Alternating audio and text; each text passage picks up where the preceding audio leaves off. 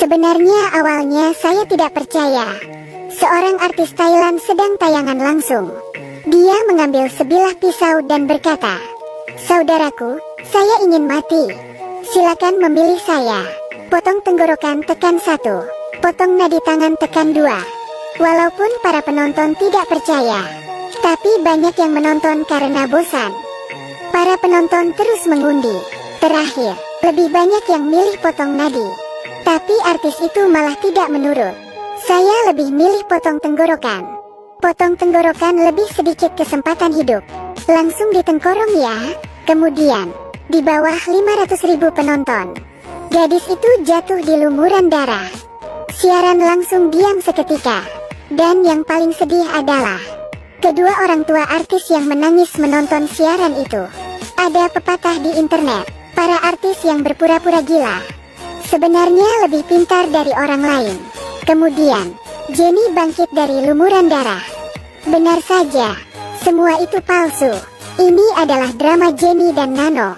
Hanya untuk menyingkirkan orang tua Jennie yang menjijikan. Orang tua Jennie tidak pernah bekerja, tapi mengendarai mobil mewah, tinggal di rumah besar. Ini semua tergantung dari siaran langsung Jennie. Namun pengeluaran orang tuanya terlalu banyak. Tidak bisa dikontrol oleh Jennie. Walaupun dia menghasilkan banyak uang, tapi dia tidak pernah menghabiskan uang yang dia hasilkan. Dan orang tua tidak pernah melihat kualitas barang, asalkan ada bayaran iklan. Bahkan walaupun bisa menyebabkan alergi terhadap kulit, juga memuji produk itu dengan senyuman lebar. Tidak hanya itu, untuk membuat Jennie lebih cantik, orang tua mengontrol diet dia secara ketat. Tidak pernah makan daging. Jennie bisa menahan semua ini. Yang dia tidak tahan adalah malam sebelum ulang tahunnya.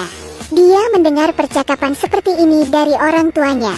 Tidak usah membeli hadiah. Ambil uang untuk membeli lebih banyak penggemar untuk akunnya. Jadi biaya iklan bisa naik lagi. Karena hal itu, membuat Jennie memutuskan untuk keluar dari internet. Dia harap Nano bisa membantunya. Nano dengan senyumnya, "Aku bisa memenuhi keinginanmu. Jadi artis sangat menguntungkan. Tapi menghasilkan uang pasti bahagia." Artis ini setiap hari dipaksa orang tua untuk mempromosi barang.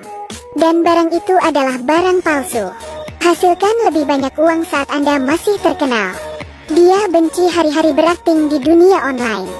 Saya ingin mati. Dia tidak ingin terus dikontrol oleh orang tua dan penggemarnya. Sehingga dia meminta bantuan teman baiknya untuk berpura-pura mati di tayangan langsung. Dia membohongi semua orang dan berhenti.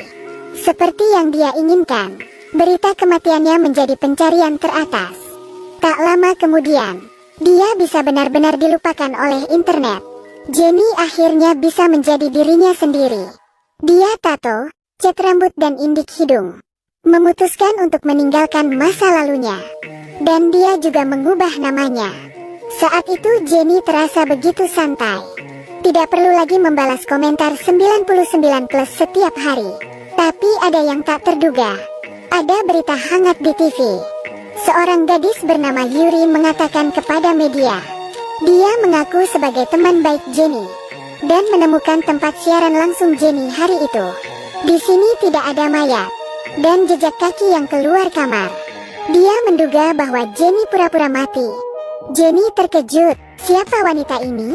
Aku bahkan tidak mengenalnya.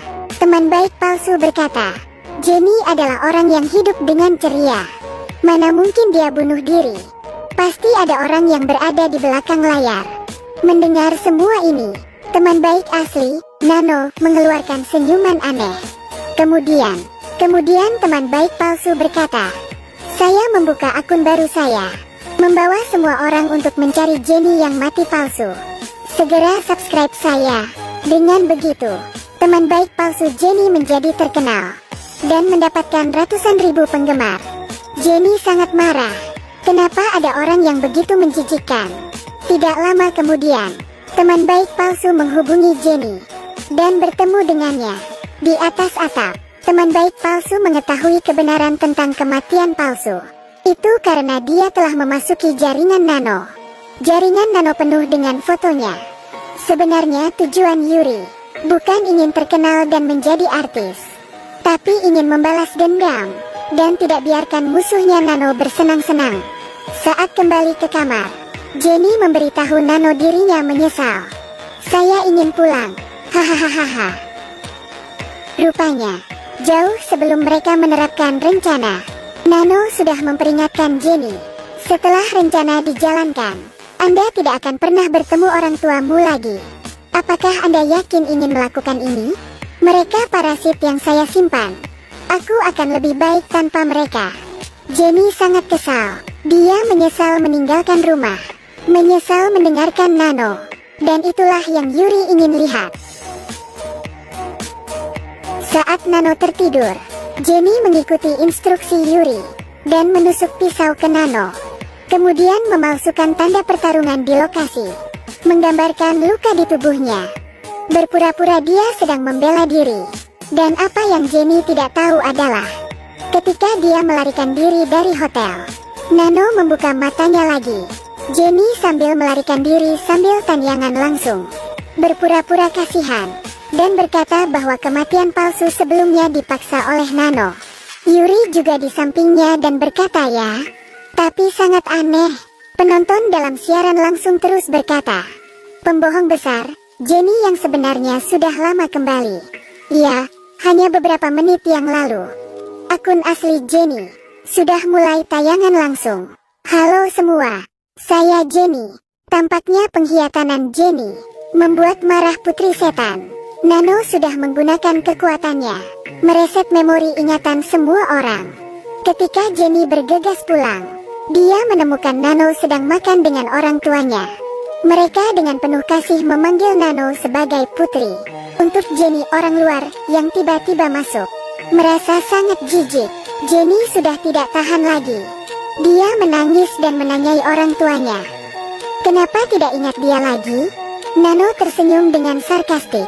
Kau tidak ingat apa yang kau katakan sendiri. Mengapa orang lain harus mengingatmu?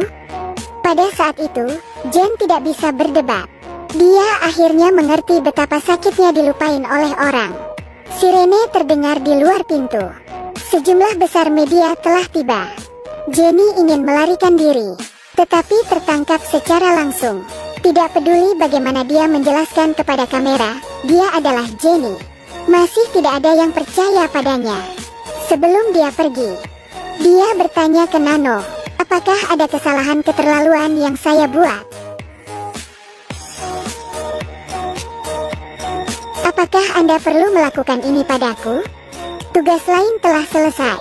Tapi kali ini Nano tidak senyum seperti biasanya. Sebaliknya, dia terdiam. Apakah pertanyaan Jenny itu membuat putri setan mulai mempertanyakan dirinya sendiri tentang kebaikan dan kejahatan di dunia? Selanjutnya, cerita seperti apa yang akan terjadi padanya? Baiklah, aturan lama.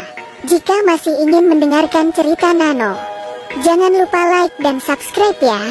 Terima kasih sudah menonton. Sampai ketemu lagi. Bye-bye.